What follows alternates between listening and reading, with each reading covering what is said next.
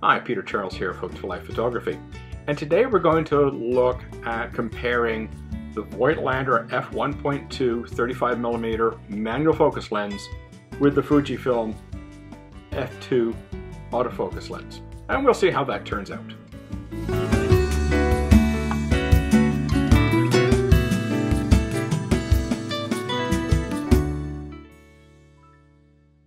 Okay, kind of a spoiler alert here. You see that the Voigtländer is mounted on my X-Pro 3 and the poor old Fujifilm is off by itself.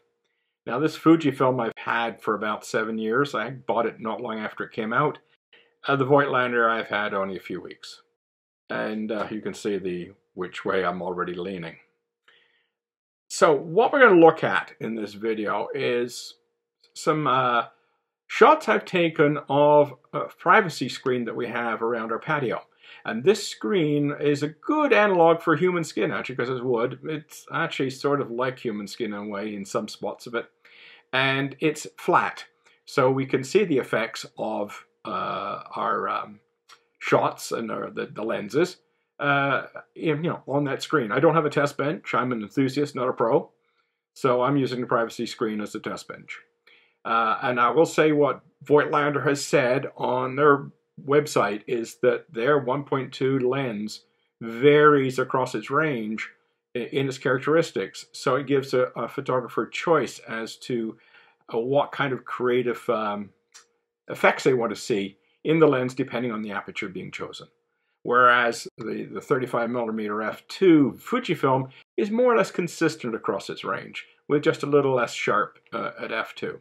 So let's take a look at the privacy screen with both lenses and look at corner sharpness and center sharpness.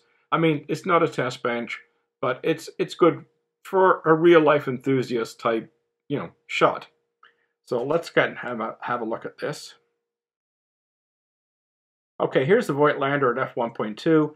You can see heavy vignetting, and it's not particularly sharp across the frame. And we can see here when we're looking at the corner and the center, you can see how much darker the corners are compared to the center.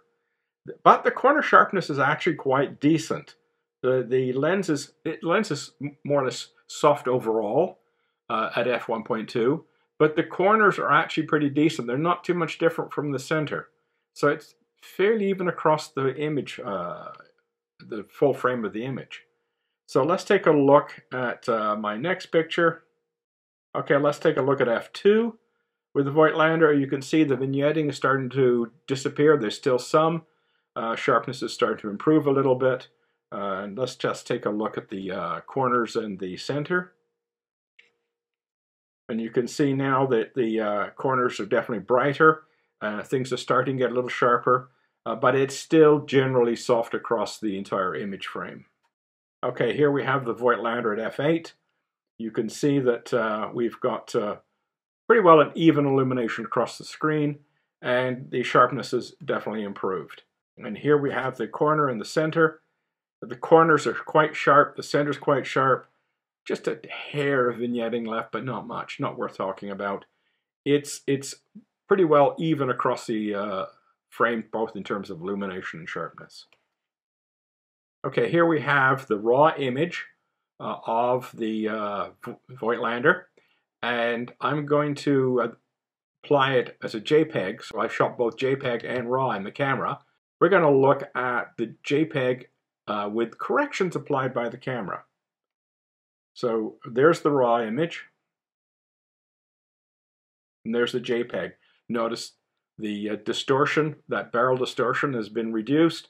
The corners have been brightened up. So the JPEG will apply corrections just like a Fujifilm lens. This has a chip in it. It talks to the camera. So it will do the same as a Fujifilm lens being run on manual. It behaves the same way. So if you're wanting to use the effects of the Voigtländer, you cannot shoot it in JPEG. You've got to shoot it in RAW. Or there's some way to, if you have a way to turn off the corrections, and I can't remember if I can do that on the X-Pro or not. I haven't tried. Okay, we're just flipping through here. You can see the changes quite easily when we go from one to the other. Okay, I've taken one look at Fujifilm, because when you compare f2 to f4 to f8 to f16, you're not getting a whole lot of difference in the way the image looks. You're getting a bit of softness at f2. Corners are quite soft. That improves as you stop down. Of course, then you get diffraction limited when you get to the other end. However, it's pretty consistent across the range and across the apertures. So here we're going to compare the Voigtländer and the Fujifilm at the same apertures. So here we're starting at f2, and this is a corner crop. And you'll notice that the Voigtländer is noticeably sharper. Both have a bit of longitudinal chromatic aberration at f2, but it's minimal. I mean, you have to really crop in to see it. Okay, here's the center crop of the Voigtländer and the Fujifilm. And you'll notice that the Fujifilm is a third of a stop darker. And I made no changes on the camera. This was just differences in the way the lenses performed. The shutter speed was on aperture priority, I should say, and the shutter speed was a third of a stop faster with the Fujifilm. Who knows why? But I've left that effect in so you can see that it was slightly darker. The Fujifilm is quite a bit of difference between the corners and the center, whereas the Voigtländer, as I said before, is more or less even across the range. But the Fujifilm at f2 is definitely sharper in the center. Okay, here we have the corner crop at f8, and the Voigtländer is definitely sharper than the Fujifilm. The vignetting is pretty well gone. They've got the same illumination between both lenses, you know, as I say, the Voigtländer is ahead all the way through the aperture range when it comes to corner sharpness. Now we have the center crop, and you can see the Voigtländer is now caught up with the Fujifilm in terms of sharpness. The Fujifilm being a smidge darker looks a little sharper, but it isn't actually. When you get into pixel peeping, it isn't. It's just the fact that it's a tad darker and gives it a little bit more of a sharpness effect, if you will. But other than that, I mean, I can't really tell much difference. I'm sure if we put it on a test bench, we'd find the difference between one lens or another. But, you know, in terms of this kind of example, which is, you know, typical photography we may do, just carry out a camera and take some pictures with it. You know, what kind of sharpness can we expect? And this is an example of that kind of sharpness that you're getting with the Voigtländer at f8 is sharper across the image than the Fujifilm. The Fujifilm corners are still a little soft. Okay, so just sort of recapping where we've gone with this, we'll take a look at that. This Voigtländer has a definite shift in its appearance from f1.2 up to f8, f11. Noticeably soft all across the range of the image, the full span of the image, but corners and center are about the same sharpness. Corners only slightly softer. A lot of vignetting, which kind of disappears. And I also think there's something interesting about the out of focus aspect of the Voigtländer is it tends to smooth out detail without looking just mushy. And that's kind of cool. I think for a portrait that might be quite nice. Trying to get a kind of a dreamy type of landscape, that might be nice as well. It's just less, you know, sharp. It's less sharp overall, but it's losing a bit of detail, but sort of in a smooth way, which is actually kind of pleasant. And as I said before, you get full synchronization with the camera. But of course, it lacks weather sealing, and it doesn't have a tab under here. The focusing ring is broad enough. I mean, I'm not going to complain too loudly about the focusing ring, but it is relatively narrow. When you're like, I've only had this a couple of weeks, so I'm still sort of hunting around sometimes when I go to focus. I'm sure after I've been living with the lens for a few months, that won't happen anymore. But having a tab underneath would have been nice. And I guess I say it's not weather sealed. The Fujifilm is.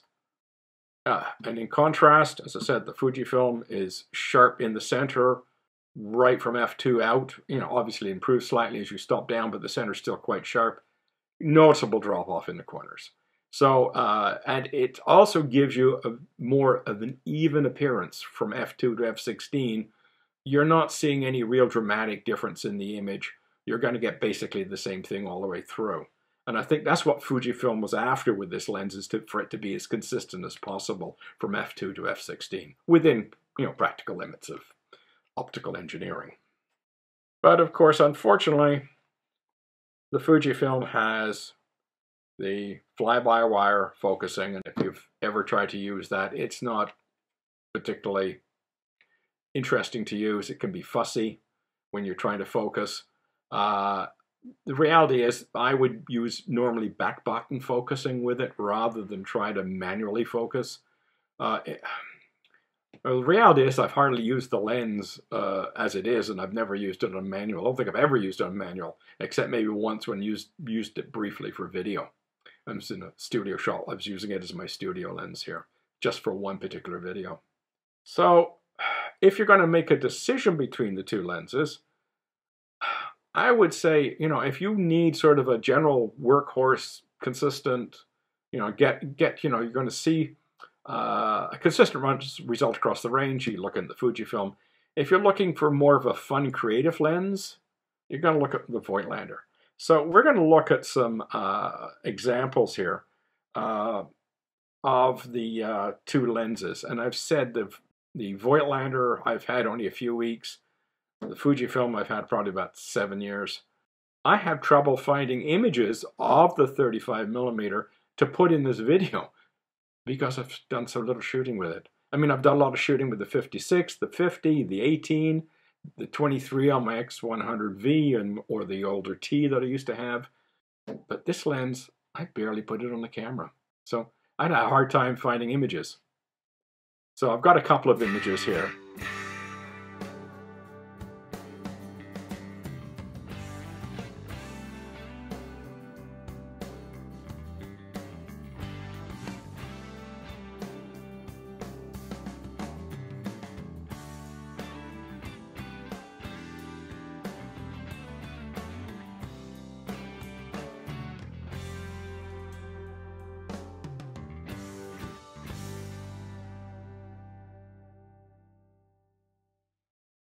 Now, the thing I want to point out here is that the Fujifilm is a lot more fun to use. And that's probably the reason why it's on the camera. I just simply enjoy using the Voigtländer over the Fujifilm. The Fujifilm is a nice, practical workhorse lens, which you want to use it on autofocus. But the Voigtländer is just a more enjoyable experience, especially on the X Pro 3. So I'm going to look at this idea of the creative aspect of the Voigtländer. We'll put up some images of a derelict house, old farmhouse that had a fire. And we'll look at the effect of different apertures on this lens, and on the same subject, and see if we can see any difference. And the first one, this is an f1.2. You can see the vignetting. And it's not particularly sharp, but it's got a very nice fall off of the depth of field in the ground in front of the lens and behind it as well. Now at f2, it starts to pick up in sharpness. The vignetting starts to drop off, and then when we get up to around f4, it gets noticeably sharper. And the vignetting is almost gone. This is now around f4, f5.6 is starting to behave exactly the same as the Fujifilm would. And then at f8, it's at its sharpest. And that would be, if you want to get consistent results all the way across, use f8 on this lens. And this is a crop at f1.2, and then go to f8, and you'll notice it's considerably sharper. So here I'm just flipping between f8 and f1.2, so you can see the difference between the images, the way the way the lens renders this image at f1.2 versus 8. And you can see it flipping backwards and forwards between, with that heavy vignetting and the softness, and then it's gone at f8. So that's the essence here with this lens. It's fun to use, and the idea that you can have a different look to your image depending on your aperture that you're using is quite an interesting option for your creative photography. Now, I understand you can do a lot of this in post-production as well. I know that. But to have that ability to do it in camera is kind of cool too, especially when you're trying to do stuff without a lot of post-processing. You'll want to, be kind of traditional and just take your shot and live with what you took. Yeah, this is cool. So give it some thought if you're out looking for a 35mm. If you want a workhorse that focuses well in autofocus, good consistent results all across the board, you want to use the Fujifilm. If you're looking for a fun lens with some creative options, look at the Voigtländer. Cheers.